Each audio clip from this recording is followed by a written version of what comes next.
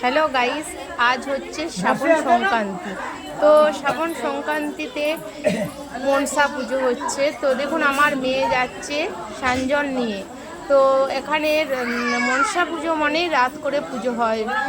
অল্প নিবেদন করে সবাইকে সাঞ্জলে, দেখুন এখানে সবাইকে সাঞ্জল দিচ্ছে। সেই সাঞ্জল খেয়ে সবাই যারা সকাল থেকে আগের দিনে বার করেছে এবং আজকে সারা দিন নির্জলা জল চা কিচ্ছু কিন্তু খায়নি। এখানে আমি দাঁড়িয়েছিলাম, তো যাই হোক জল চা কিছুই খায়নি, সারা দিন উপোস।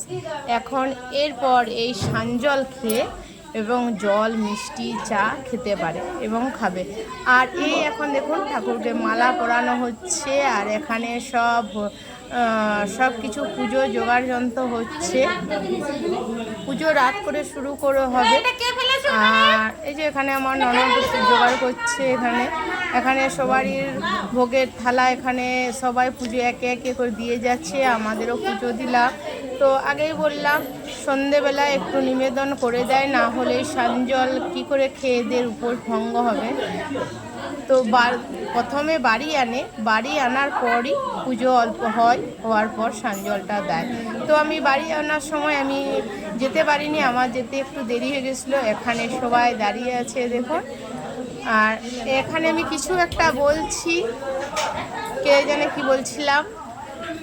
আর এখানে দেখুন সবাই বসে আছে, আমি এইবারে বসতে খুব একটা পারিনি। আর আপনাদের দাদা দেখুন এই পাঠাটাই বলি হবে সারা রাত পুজোর পর, প্রায় 2:30-3টে বেজে যাবে। সেইটা এখানে কিন্তু বাঁধছে পাঠাটা বাঁধছে।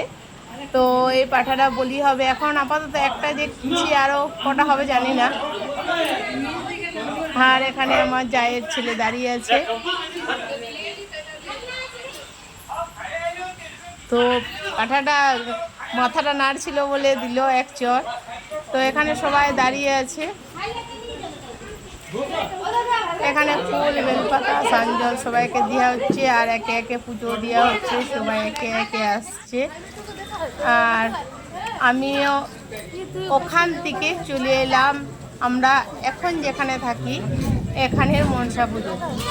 তো এখানেও পুজো হয়ে গেছে। এই যে আমার মেয়েকে বাড়ি নিয়ে এসেছিলাম, জল প্রসাদ সাঞ্জল খেয়ে মিষ্টি ফল খেলো। তারপর আবার যাচ্ছি একটু পুরনো বাড়ির দিকে আরও।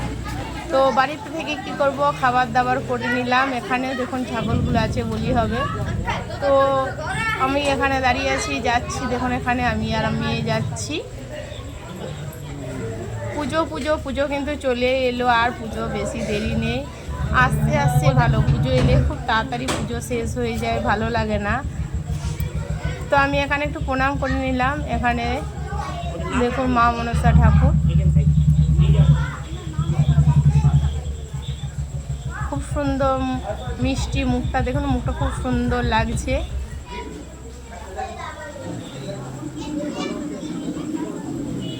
এখানেও দেখুন সবাই ভোগের থালা দিয়েছে, এখানে অনেক প্রদীপ জ্বলছে।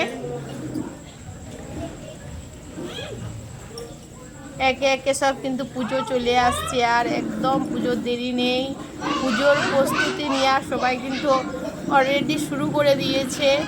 আর আগের থেকে পুজোর প্রস্তুতি না নিলে ভালো, শাড়ির কিন্তু ব্লাউজ বানাবে না।